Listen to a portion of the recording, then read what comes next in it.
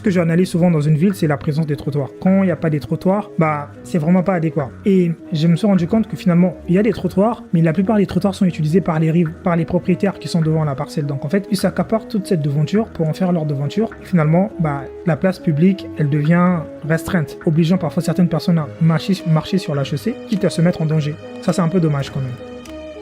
Mais c'est quand même bizarre parce que c'est pas qu'en Côte d'Ivoire, c'est partout. Au Nigeria, il y a beaucoup d'endroits en Afrique. Mais je me demande pourquoi c'est pas sanctionné, ça. C'est quand même la place publique.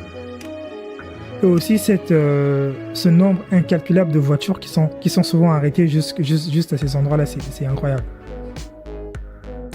Vous voyez, ce que ça crée, c'est qu'en fait, vu qu'il y a des voitures qui vont venir se garer ici, regardez, vu qu'il y a des voitures qui vont venir se garer ici, là, ça va pousser à ce que les habitants, les piétons, vont plus marcher sur le trottoir, finalement. Ils vont marcher sur la chaussée. Et donc, marcher sur la chaussée va dire les mettre en danger par rapport aux véhicules. Et ça, c'est très très courant en Afrique. Vous voyez ce que je pointe? Voilà, c'est ça. Donc, tous